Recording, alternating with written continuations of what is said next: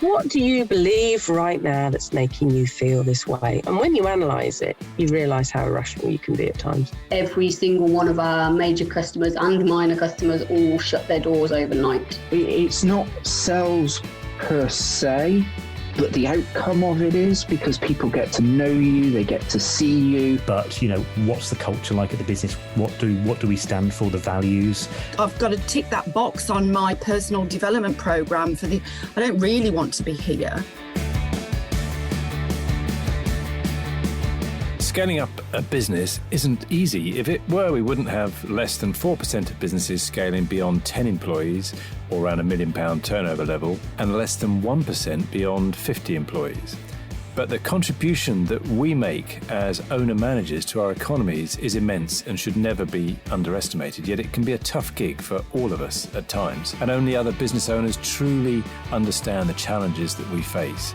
And through ScaleUp Radio, we aim to help make things a little easier. We interview guests who have been where you are now and may have faced some of the challenges that you are facing. And they offer their thoughts and advice on what has worked for them, as well as what didn't. And we've also combined many of the lessons from these interviews, and also through working with hundreds of owner managers over the last 10 years or so, into a practical scale-up handbook that we've called the Entrepreneurial Scale-Up System, or ESUS. And it's for owner managers like you and me as we navigate our own scale-up journey. And you can order a copy through your favourite online book retailer, or by going to all the W's, esusgroup.co.uk, www.esusgroup.co.uk.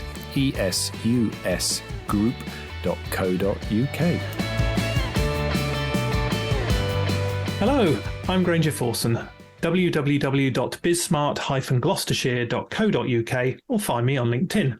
This time on ScaleUp Radio, I speak with Cicely Elliot-Berry, one of the owners of Sibling Gin. Sibling Gin is a full distillery that makes craft gin for the luxury market, and they're based in Cheltenham. They started 9 years ago, and they've already grown into a tight little team of 10 passionate people. It was so interesting hearing Cicely's story about how she and her brothers and sisters started Sibling Gin when she was 18 years old, as they didn't want to work for other people. As always, we cover a lot of ground, including growing up with parents who own businesses gives you a background to build on success. Marketing in the early years is about asking questions of your clients to find new selling opportunities. And recruiting staff for manual work allows you to see where they fit into your organization. You then get joy as you see them grow within your growing business. What I love about this conversation with Cicely is how no one else was doing the full distillery when she started, and so has allowed them to develop their own niche in their marketplace. They've done this through their own investment and lots of testing of different ideas out themselves until they found the key ones that were successful for them. And they're still developing their next steps even today. I know you'll get a lot out of this episode, so let's go over and listen to Cicely. Welcome, Cicely Elliot-Berry, to ScaleUp Radio. Please introduce yourself to us and your business. Thank you for having me. I'm Cicely. I run Sibling Distillery based in Cheltenham with my two brothers and my sister. We have been distilling gin and doing all sorts of other things for the last almost 9 years. And we are primarily obviously family-run business with a strong emphasis on the kind of artisan production, handcrafted products that we make, as well as our services. And we're very much into the kind of eco side of things as well. So we try to be a very sustainable company, which is quite tricky in the gin distilling world and the distilling world in general. That's us in a nutshell. But there's lots more to it, which I think we'll probably unpack.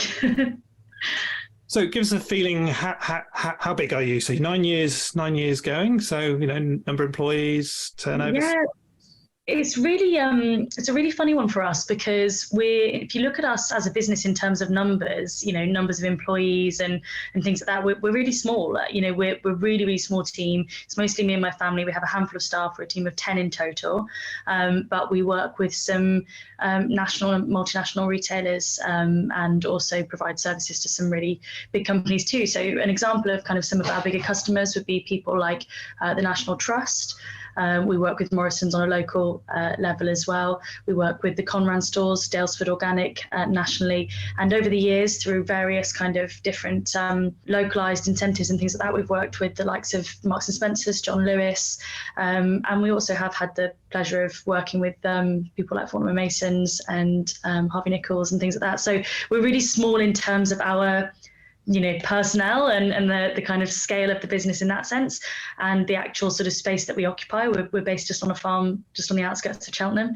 But in terms of our reach over the years, we've been really lucky to be able to get quite far and wide. Probably our furthest reaching long-term customer is the Uruguay duty-free. Wow. All the way to Uruguay. So give us an impression in terms of, I don't know how you record it, bottles of gin or volume of gin or what?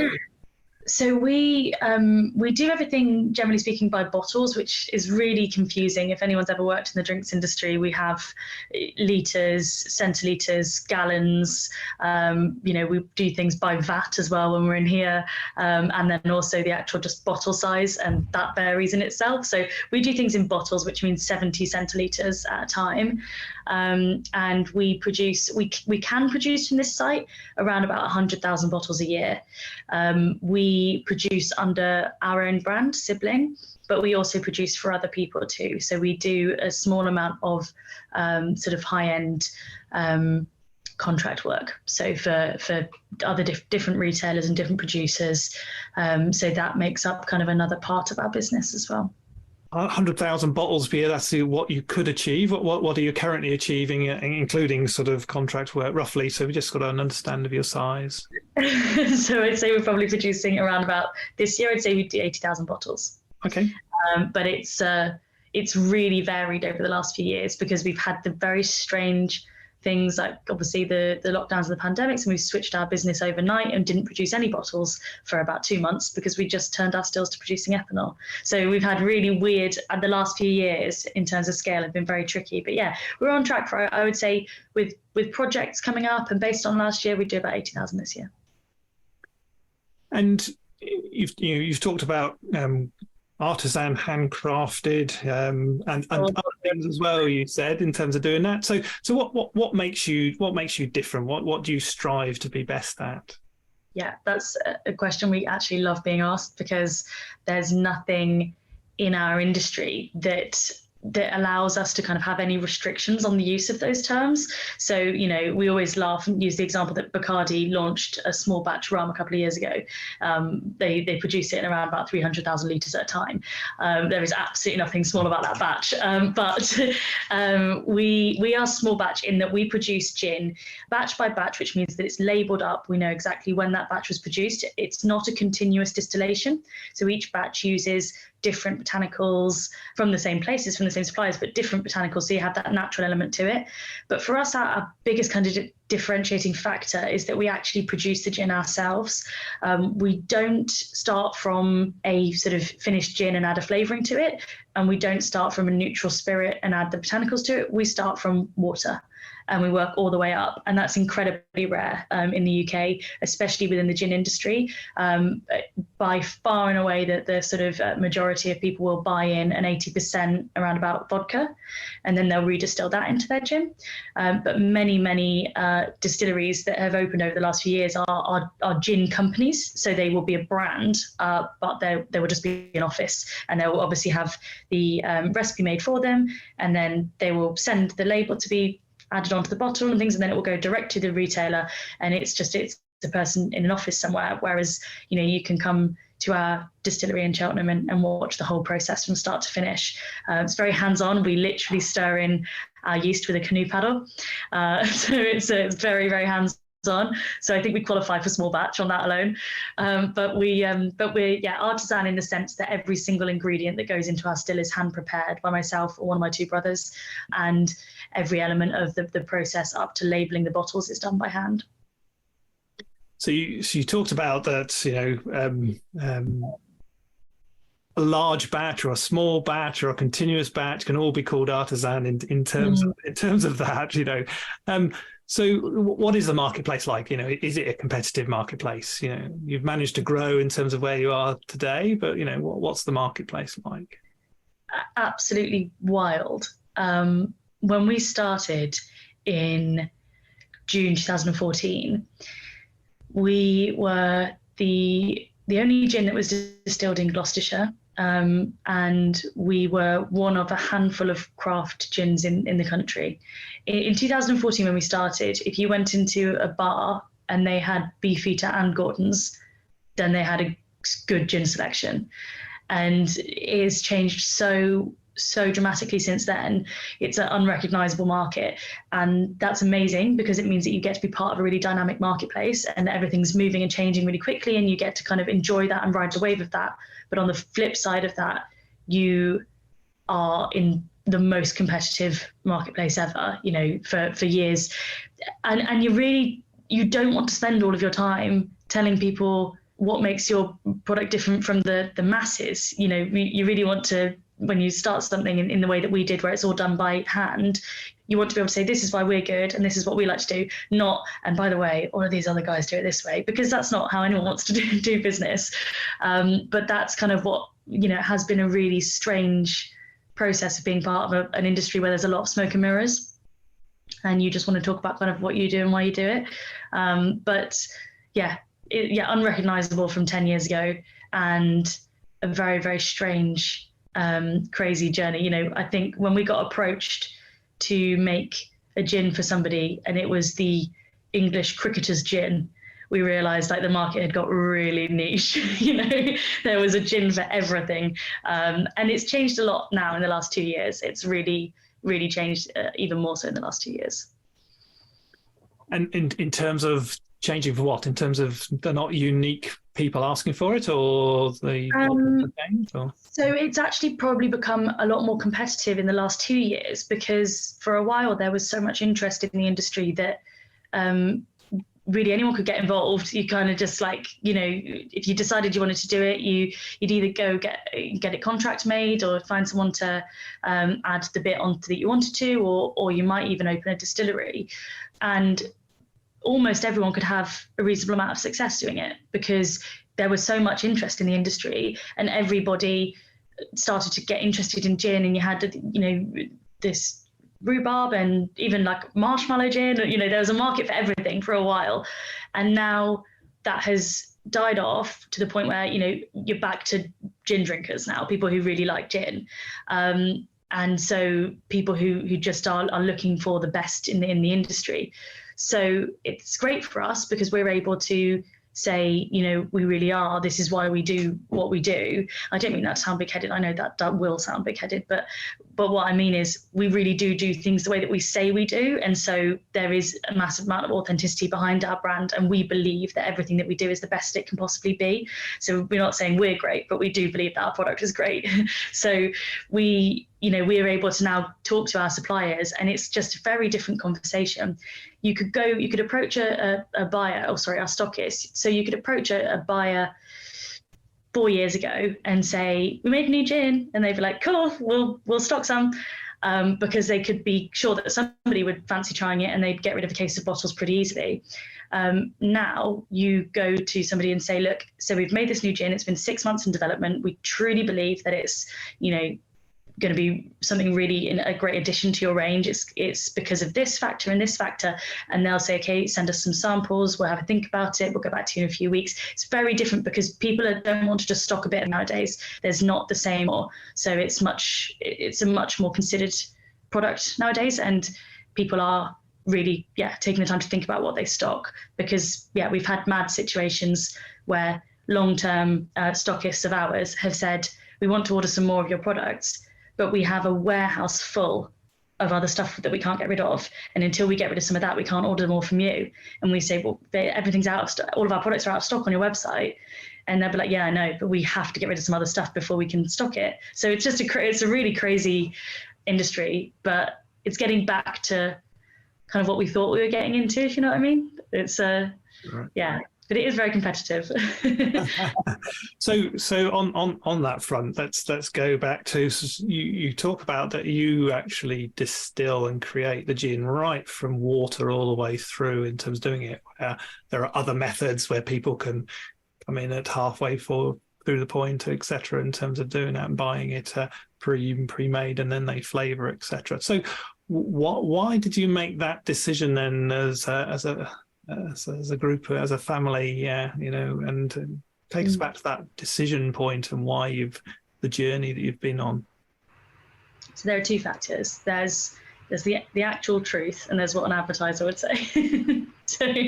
So the actual truth is we were really, really young in the industry.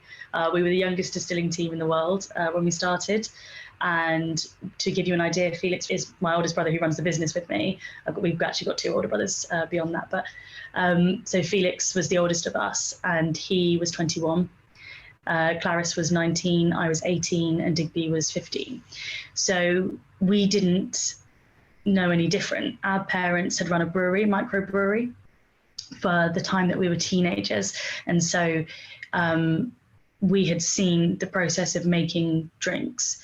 And as far as we were concerned, you buy your ingredients in, and then you start off with your fermentation. And then from there, you start to refine it. And, that was the process that we understood. So naivety. We applied for a full distilling license. We didn't expect to get one at all, and then we did. So then we decided that we would kind of run with it. We had this full distilling license, so we might as well do the distilling. We did, after a short amount of time, realise then that was really unusual. Sort of about 6 months into running a distillery, when we met other distilleries and buyers, and they would sort of ask us about our process, we'd explain, and they'd be like, "Oh my gosh, really? That's crazy, you do that?" And we were like, "Is it?" Oh God. Didn't know whether it was a good or a bad thing. And other distilleries and distillers at events, and they'd be like, "How do you do this?" And we'd say, and they were like, "That's wild, no one does that."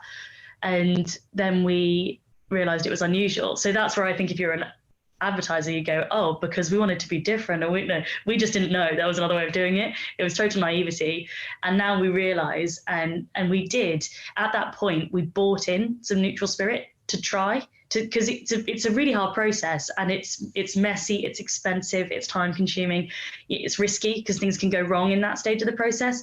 So if we could do it that way, we thought, well, it would be mad, let's just go ahead and order some neutral spirit. We did it, and it was so different. It didn't have any of the smoothness, all the things that we were being complimented on for the gin, the neutral spirit wasn't giving us. And we just thought, oh God, we completely made a rod for our own back here. We've spent 9 years now distilling everything from base.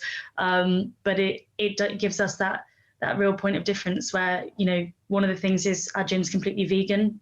Almost all gins on the market have animal products in the production of the ferment. It's also, we don't use any grain. So that's a kind of a complicated one on the gluten side of things. But for some celiacs, there's reports of reactions to spirits, and we don't have any gluten or any grain in our process at all. It also means we don't have to just add the chemicals and the enzymes and things like that you would usually add in at that stage of the process. And above and beyond all of that, it tastes better. It tastes smoother. It's got a better mouthfeel. It's more subtle, and we can be a bit more creative with our flavors because we're not fighting against a rough alcohol to begin with. Not that everyone else's alcohol is rough, but it's just, that's how we do it. I always hate the idea that somebody would come across something of me saying something bad about it, because I know how hard everyone in our industry tries.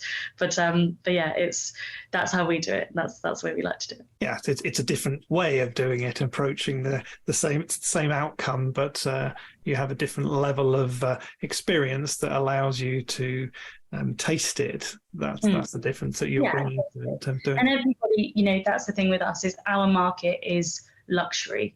We produce things to the highest quality they possibly can be produced, but that's where we sit, and that's why we do the things the way that we do. So take me back to you said you were, I think, 18 years old. You decided to why? I mean, I understand your parents were in a microbrewery, but why did you all go, yeah, let's start a brewing company and make our own gin? I don't think we realised quite how unconventional our upbringing was until we entered the world of work, and our friends did too, and things. We always used to find it absolutely crazy when at primary school people didn't know what their dad did for a job, because everything that we'd experienced lots of different stuff. When we were really young, our parents had rental properties that they let, and so we would go in with them and clean them out, and that was how our family always worked. It wasn't that they went to work and then came home. We were all part of that. And then they also ran an artist agency. So our dad was an illustrator and an author, and then after a while he moved into being an illustrator's agent. So when we were young, well, Dad draws pictures, and Mum worked and ran the business with Dad, and Mum was the business side and Dad was the art side. And we could have explained that to you when we were 5 or 6. We fully knew what they did every day. And it was so crazy to me when people said, my dad works in an office. We're like, well, what does he do in the office? Well, they didn't know, and that was crazy. So we grew up with that. And then when I was about 8, so Felix would have been about 12, and our parents decided to open a microbrewery. And my dad had basically had years and years and years of sitting behind a computer screen, Photoshop, and everything was updating so quickly that what he did was becoming harder and harder to do. And he was having to approach artists with uncomfortable offers and say, I'm really sorry, this is all I've got, sort of thing. And he decided that he wanted to start a brewery instead and do something hands-on. And so he decided to do that, I think, to my mum's horror at the time. They were going to start running a brewery instead. So we had kind of really seen all of that from the total start of my dad explaining how a heat exchanger worked on my way home from a swimming lesson, all the way up to seeing the brewery start. And we would be part of every element of that. Felix always jokes about having to climb inside the brewing vessels. They've got like a little porthole that's like 12-year-old boy size, and he could crawl inside it and scrub the barrels and then get back all the vats and get back out. And I used to take great pleasure in pouring pints and telling people about beer when I was about 13 and surprising them by having knowledge on that. And so by the time we left school, we were like really ready to get into doing something ourselves. The only thing we'd ever done kind of together as a group was that we made some slow gin one year out of like supermarket gin. I think we had been on our auntie has a farm, and we had been there, and there was loads of slow berries, and I can't remember if it was our mum or our dad, they explained to us at the time that you can use slow berries to make gin. And so we decided that we wanted to have a go at doing that. We couldn't drink gin because we were too young anyway, but we had a chief taster in the form of our dad.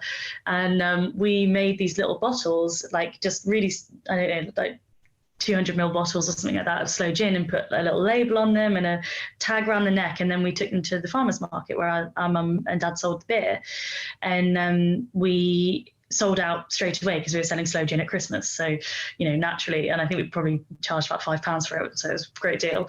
And we sold out like mid-morning in our teens. We thought it was hilarious and that we were like the next Richard Branson. And we decided that just completely randomly, at the point that I left school, so I was just turned 18, Felix and Clarice were working in jobs that they kind of found okay, but they weren't in love with. They were just like, kind of deciding what they wanted to do. And none of us had gone to university. I don't think we wanted to go because we just were really ready to do something for ourselves. And the idea of 3-4 more years of education was like a nightmare.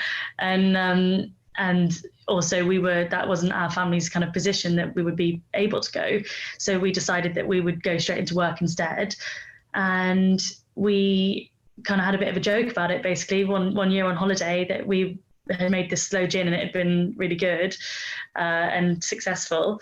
And so we decided to apply for a distilling license, and we used the address of the back room of the microbrewery, which was like a sales office.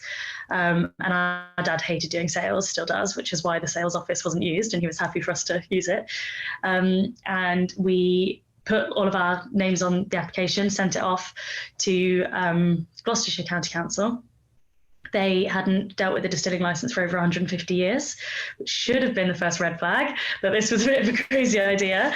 But we decided to ignore that, and they sent it over to Oxfordshire, and Oxfordshire had the same reaction, said that we don't do distilling licensing here. It's not part of our kind of, we don't have the staff to do it.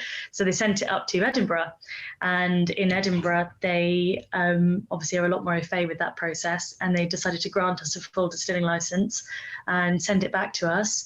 And we got it. We had been told that it can take 2-3 years to have a distilling license granted. So we figured that's fine. We'll go find jobs and get some life experience and things like that, and then we'll come back. And because of this complication of it being passed on and on, because nobody distills gin from scratch, but we were applying to, they had actually approved it and returned it to us around about 10 days later. And we kind of we were like, okay, well then let's do it.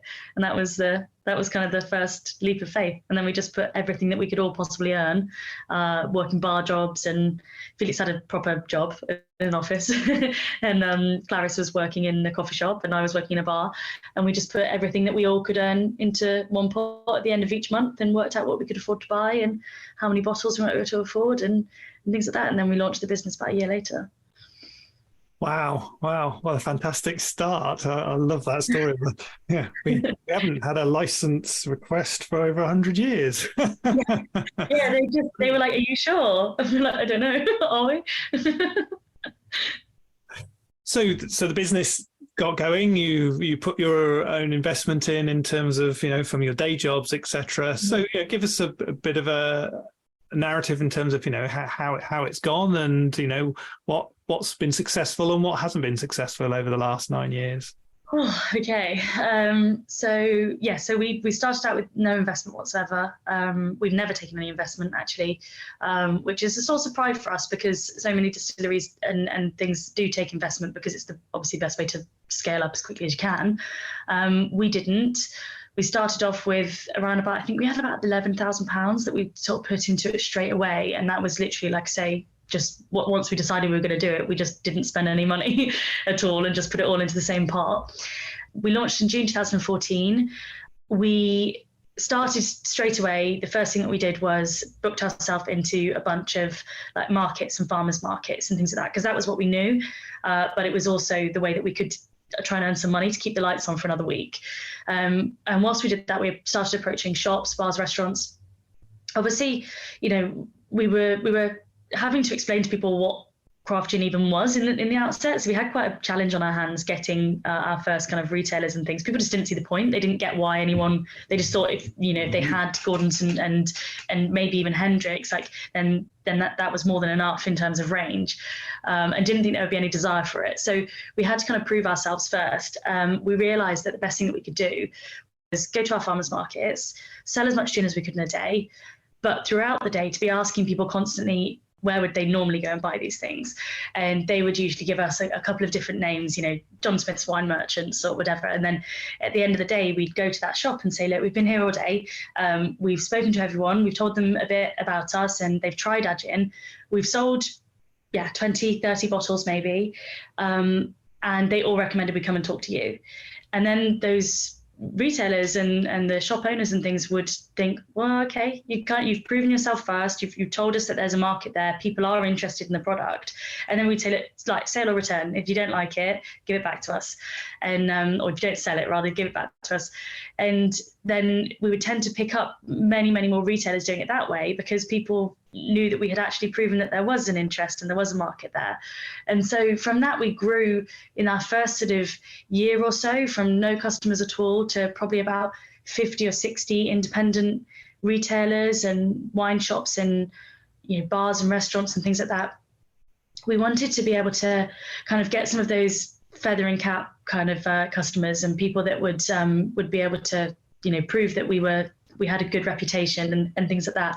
And so we decided to apply for some awards. We knew that the bigger retailers, and especially in the high end side of things, would not really pay attention to anyone unless they had a decent sort of couple of awards that they recognised. Now the awards system is a really weird one, especially in the food and drink industry, because there's so many types of awards. And, if you enter the, American Spirits Association British Drinks Award Ceremony, which is an actual thing, and then you enter the kind of the specific category that is like gins distilled in Gloucestershire between 40 and 43%, from a sugar base. you enter that category, you pay £700-800 to enter, and shockingly, you're going to get a medal.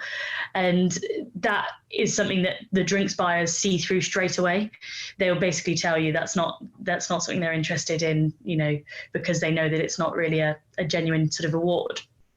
But there are a handful that are really well thought of. One of those is the Great Taste Awards. The Great Taste Awards is probably the creme de la creme of kind of awards for British food and drink products. It's a charity-run thing, so they don't make a profit off it. And there's a panel of over 500 blind tasters that taste everything. And so we entered into the Great Taste Awards. We were really, really happy because in our first year, out of about 20,000 products, we were one of the top 100 that got 3 stars, which put us in the top 3 spirits in the UK at the time. So we were able to then approach people like Forson Mason, Harvey Nichols, Whole Foods, and those really high-end retailers, and say that we're a 3-star product in the Great Taste. We'd just love to have 5 minutes to introduce you to you. And we did also do a fair amount of Facebook stalking of buyers and things like that to find out who's the right person to talk to, hanging around in shops and asking who's your manager and who's your manager and who's your manager, until we eventually got to somebody who was able to make a decision. We had to definitely hustle as well. Wasn't that easy, but it was something that it opened the door based on kind of the actual quality of the spirit, not the backstory, not the nice bottle, not the kind of press that we had got. It was all about the product and the quality of the product on blind tasting. And so we've grown from there. That was kind of the first 2 years. We've done so many different things. Over the last 9 years, we've driven overnight to Belgium to do a tasting in a castle for people, for wine kind of sommeliers and things like that. We've done parties on boats. We've also done a lot of things like sleeping in the distillery overnight on camp beds whilst we produced ethanol for the NHS as fast as we possibly could, running the stills 24 hours a day because the demand for ethanol was so high. We are quite pleased in that we stuck to our guns, and we charged things at just what we needed to. We didn't put any inflated costs or anything during that time, so we know that we can sleep at night knowing that we did that, but we did it in the right way, sort of thing. Yeah, we've done a real mixture of anything and everything that the drinks company could do. I think that's kind of part of the joy of it, though. We get bored easily. We like to do new stuff all the time, and I think the fact that we have taken on so many different opportunities in other areas is also one of the reasons why we've kept our range really strong. We don't just make something new because we're bored. We do different stuff. We run different events. We go to different retailers. We work with different types of companies and things. And then we keep our range, our core of our business strong and straightforward, and don't kind of water it down with lots of different varieties of things. So really anything and everything. Brilliant. Wow, that's a fantastic story in terms of what you've done and how you achieved that, and the energy and the passion that I can see that comes out of this conversation. Thank you. Awesome. So let's just talk about the business a bit more in terms of doing that. So you said you're 10 people now. There's 4 siblings that started the business, hence the name. So how do you ensure that you find the right people to fit your culture, your business, to help you grow? Well, probably the most haphazard way you can imagine. I don't think that we're the perfect example of that, to be honest, because we hired our mum. We hired our mum after about 2 years because she knew the industry. She knew everything about what we'd done from day one. She'd never been a decision maker in kind of the early days at all. She'd still maintain that she isn't, but we really value her opinion on things. She's a brilliant businesswoman, and she was often overlooked in the brewery because my dad was kind of the person that people knew who would deliver the beer and things, and so people didn't think that my mum really had a business head on her shoulders, but she very much does. So we started by hiring our mum, first employee, and then we started hiring like mostly people we know, which is what you shouldn't do, but it was the kind of, I think, the factor of being young in the industry. Like by this point that we were starting to hire people I was about 2021, and we would, start off by, say, for example, we needed to hand bottling something for a big job. We went to a friend, a girl called Millie was one of our first proper employees, and that she wasn't a member of our family. And she started off helping us out by bottling something, and then it became really obvious that she was really organised and really meticulous with things. And we we have to do some accreditations for our, because we're a food business, it's really important obviously that everything you do is traceable and whatnot. And she was really meticulous with that, and we kind of said, oh, do you want to do that? Because we're really crazy and disorganised, so do you want to do that? And so she started doing that, and then she worked up and did kind of other things within the business too. And then we hired, at one point we had cousins working here too. We've had we laughed because in the kind of craziest period where we were upscaling really quickly and we couldn't kind of keep up with it, our production was having to go from we bottle a few bottles here and there when we get an order into we need to be constantly producing, and that was a real kind of point of a real learning curve. And we hired a couple of friends that were looking for just temporary work in between because it was all just manual stuff. And we had a guy who had just finished his degree in neuroscience, who was a good friend of ours and was going on to now has papers published through the university, St Andrews in Edinburgh, and he is very, very, very overqualified for the job of bottling and on a distillery production line. And the other guy was an architect, fully qualified architect, who was just out of work at the time. And we were like, it was ridiculous that we had these people doing the jobs they were doing, but it was just because they needed work at the time, we needed people at the time. And yeah, I think it's a bit different for us in our business in terms of hiring, because a lot of what we hire for is very much manual jobs, and then more things like helping with events, so like going to the farmers markets, and it's not kind of the office based or the management based job roles within the business. That's all still handled by myself, Felix, Clara Stigby, and our mum, and all of the people that we tend to hire into the business are all in manual and labour roles, apart from our distillery assistants. I think, I mean, calling him an assistant's a joke because he's brilliant, and I would say he can teach me plenty.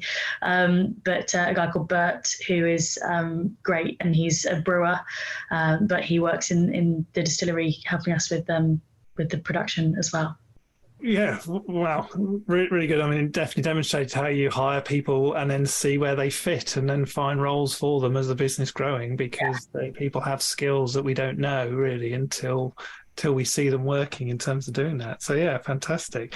It's not the most like business-minded way to do things, that's for sure, but it's been always our way of hiring people has been personality based, and we have some people who work for us now who've worked for us for years and are so committed to the brand and to representing things how we want them to be represented, and we value them so much, because you might look at it from the outside and say that person sticks labels on bottles and bottles gin, but if we didn't have, say, Rob, who's one of our key employees who's been with us for years, or full-time, everyone's key, but he's full-time. And if we didn't have Rob, things would go out with mistakes. But Rob is so meticulous. And like I say, it's not the most highbrow job in the world, but he does it with so much care and attention that we couldn't function without him. So, that's the thing, is it's not about how skilled the job is, it's about how much the person cares about what they're doing. And then, over the years when we've hired people, it's always been personality based first and foremost. And then from there, you kind of, see where they go. And Rob does so much more than just label bottles now. So that's how he started.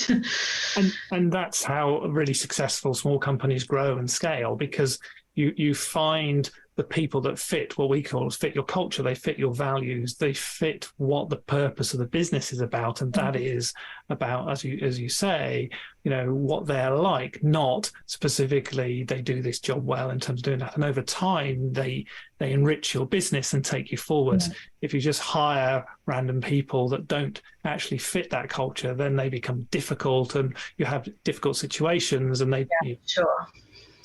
So you stumbled on the right path in terms of that's kind of tends to be the way that we do things. Is like, let's try this out. Oh, that worked, or that didn't work.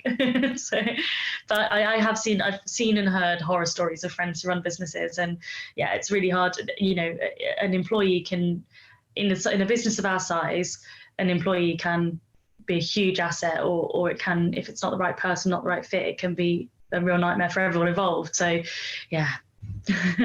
So in a business, there's always so much to do, and around the role that you take in terms of business. How do you manage not to get overwhelmed by it all? I wish I had an answer to that.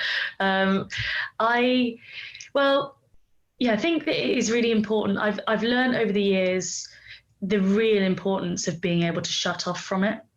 Just like, I don't know if it's the right way to do it. I don't know if it's the healthy way to do it or whatever. But for me, I am 1,000% in my work when I'm at work, and when I'm at an event. And sometimes we work a lot. I don't have a day off now until the 10th of June. So we work a lot, often over the weekends.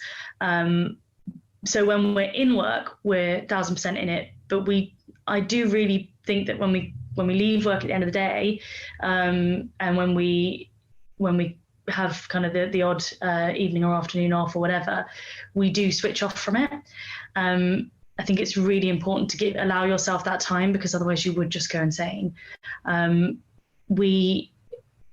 think time management is an incredible skill. It's really hard to learn. I'm not very disciplined. I'm very chaotic, and my brain flits from one thing to the next like crazy. Notepads are my greatest friend. I have in my notebook every day. I carry it around with me like a toddler with a teddy, and I have one side that is my to-dos that day, and then my other side, which is my scrawly scribblings of as things come up, and my kind of workings out. And that's what allows me to get stuff done in the day.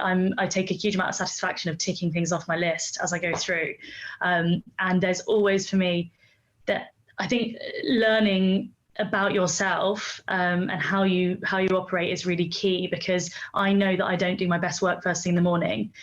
I can do, crisis management. Oh gosh, this email's come in, I need to sort that out, and I'll solve it. I can get on with work first thing in the morning, but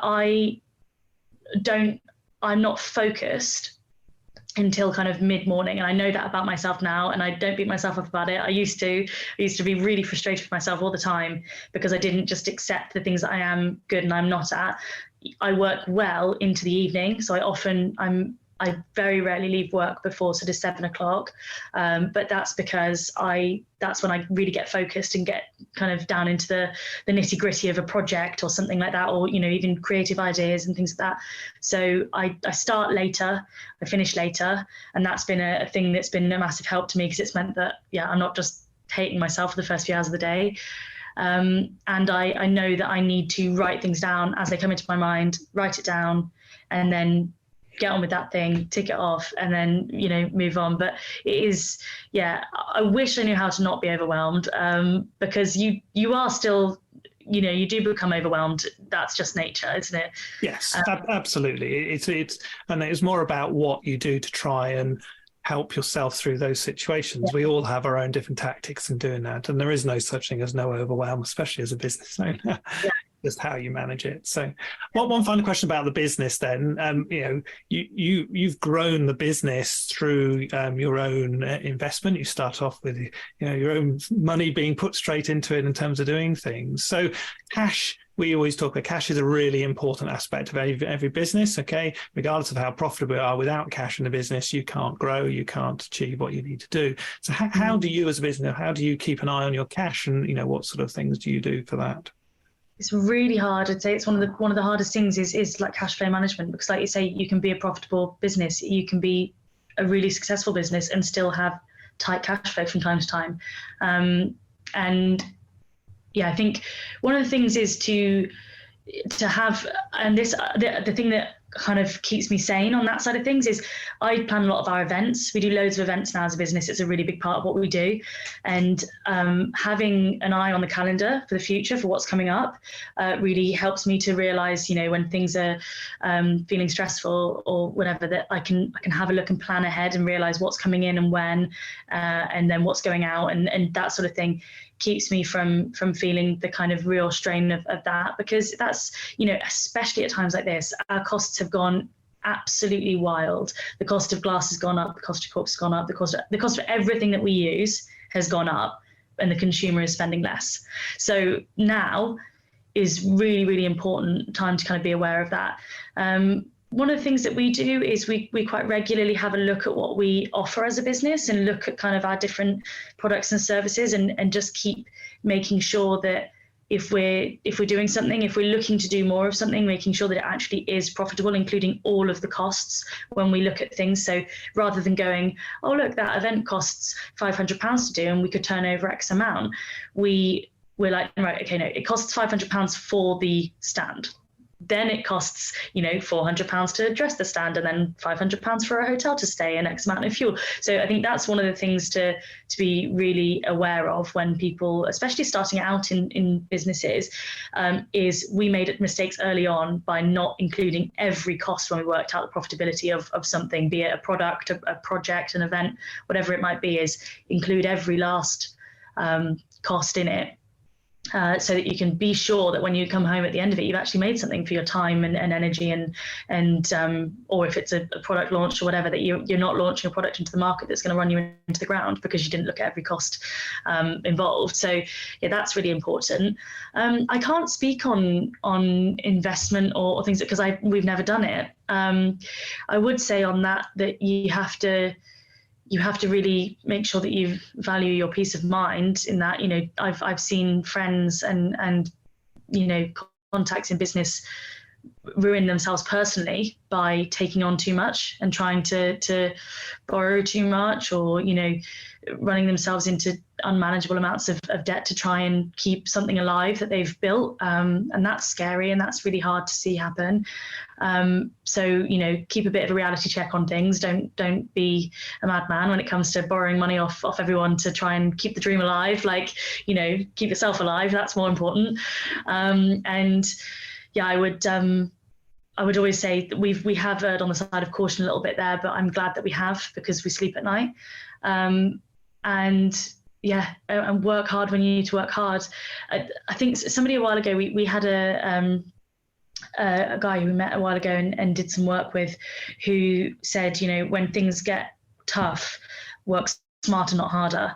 I think that's really key, is don't be a busy fool. When business is hard or things are quiet or whatever, don't just take every opportunity and be a busy person making no money, because what's the point? You're trying to do this to keep a roof over your head, ultimately. So still be smart even when you feel stressed, because otherwise, that is the way that you can end up ruining a business pretty quickly.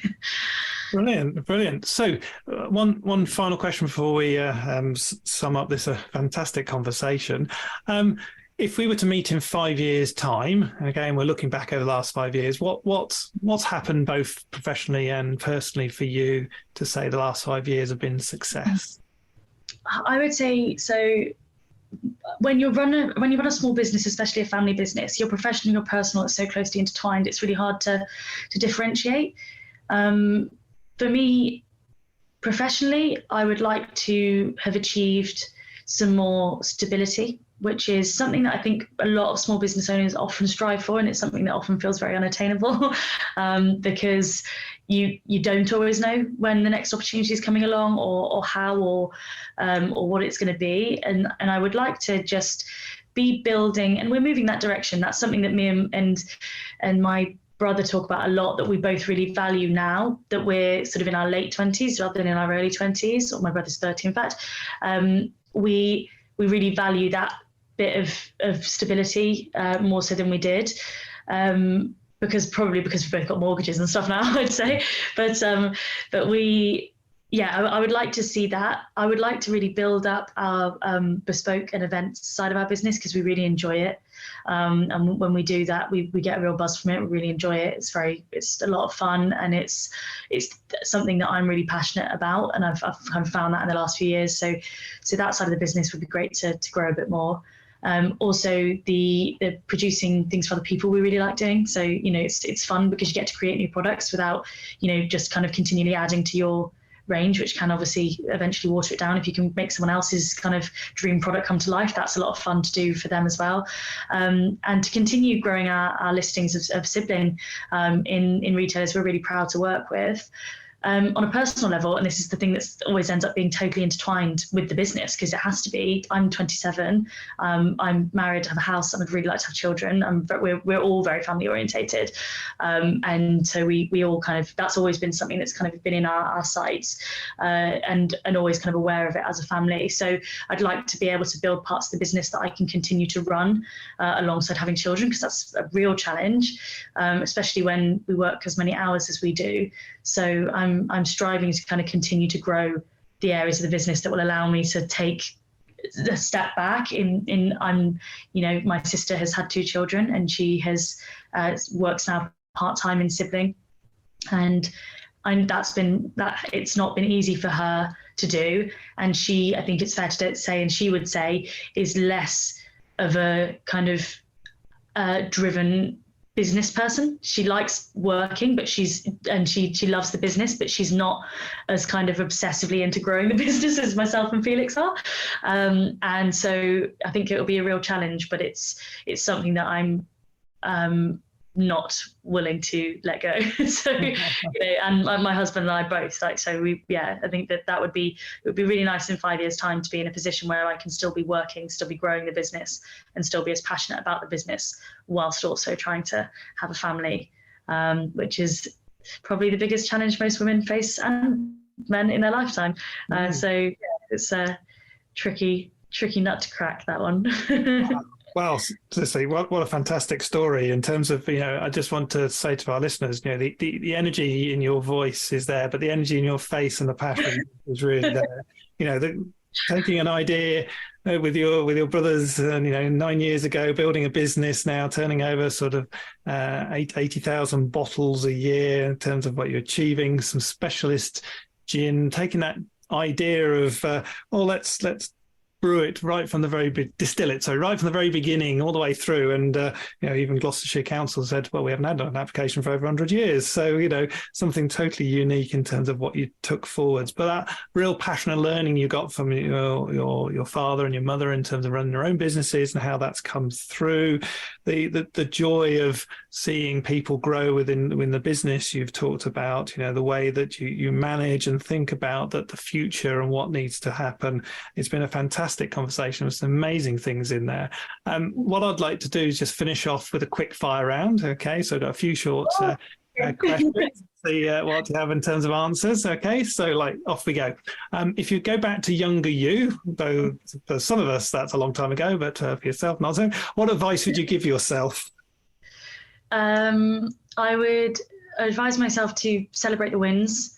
Really celebrate the wins, because it's such a roller coaster. You don't know what else is coming. So celebrate the wins. Don't be quite so hard on yourself. If you're trying your best, don't beat yourself up all the time, and learn to rationalize. And really, my dad always says the phrase, if you see 10 problems rolling down the road, 9 of them will hit the gutter before they get to you. And that's so true. Don't ever think you're going to be free of worries, because you're not. So just accept that you've got to keep on trucking, and half the things that you worry about won't exist in probably 24 hours later, if not a week later. Brilliant. Which books do you read or recommend? I have the attention span of a goldfish, so I like reading poetry, because I quite like the fact that it's short and snappy. Love a poetry book, and like every millennial, read a lot of poetry online. And well, I'm actually technically Gen Z apparently, but read a lot of poetry online on Instagram and things like that. But books I'm reading, and I can't remember the name of the author, but she's the one who wrote Daisy Jones and the Six, and Evelyn Hugo, or the Six Husbands of Evelyn Hugo, or something like that. And I like that. She's good. It's fun to read. It's easy to read. And do you listen to any podcasts and any you'd recommend? Yeah, I love a podcast. My favorite podcast is the Stuff You Should Know podcast, because I love like weird, wonderful facts. So I'd say I probably listen to that one most. Also, because again, attention span, they're short and snappy.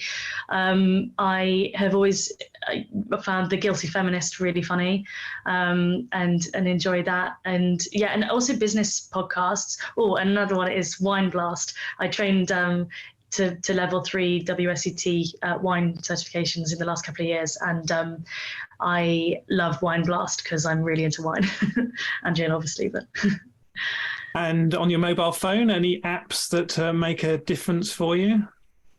What do I use on my phone a lot? I use TikTok a lot. And I know that's not probably a thing that should be kind of something to be proud of, but I've actually managed to, not with Sibling, but through my dad, who's an artist as well as other things, built him a good following on that, which I'm quite proud of. And I also use Vinted a lot. I love buying and selling clothes. Me and my husband both are like real eco warriors, so we hate fast fashion, and Vinted's amazing. I'm going for the first time to Ibiza in a couple of weeks, and my full wardrobe is going to be pre-owned and secondhand. Brilliant. And my favourite question of all, who's had the most influence on you as a business leader? I would say probably my mum. I think because she has kind of such a passion and excitement around like opportunities when she sees, sometimes because my mum is kind of like mine and my brother's assistant. It sounds so weird to say, but like she goes through our emails in the morning to help us like filter out, because there's a lot of stuff that comes in, and so she'll sometimes delete a bunch of things and sometimes she'll see something come in and she'll be like, oh my god, sis, there's this thing, and she's so excited about it. So I think that's a big influence on me, is like keeping that freshness and that excitement around it. Yeah, really early days, I went to Balcarres School in Cheltenham, and I had 2 business teachers, Mr. Perry and Mr. Waterhouse.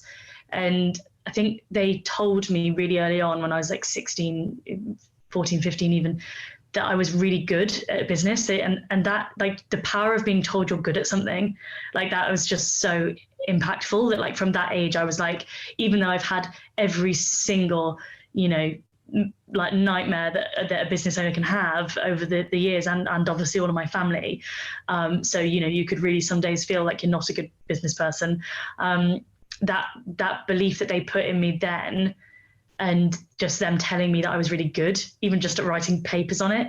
I'm sure there's someone else I'll think of when we stop talking, but I would say Mr. Perry and Mr. Waterhouse, if like, I just think that they were great. They were really normal people as teachers. They didn't pretend to be, faultless, and they were really human as teachers. And them telling me that I was good at it has always been something I've kind of gone back to in my mind, and gave me the faith probably at sort of 18 to dive in.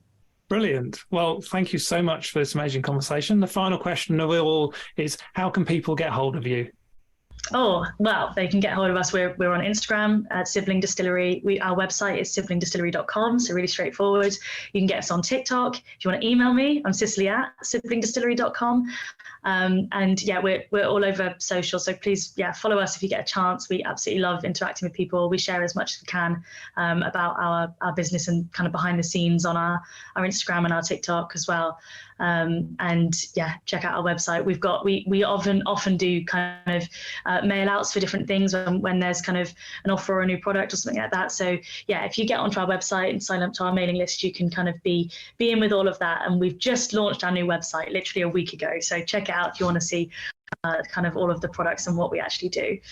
Brilliant. Well, Cicely, thank you so much for this conversation. It's been fantastic. And this journey of gin and our conversation around it and your business has been inspirational. Thank you for having me. I really appreciate you having me.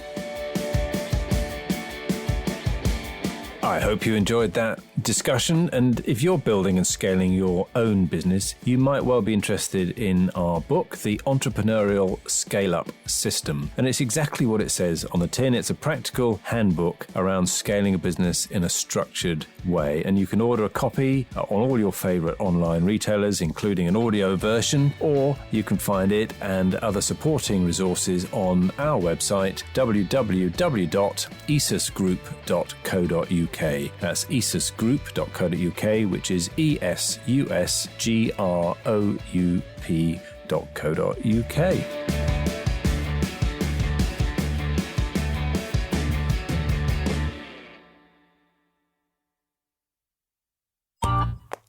This has been a Monkey Pants Productions podcast.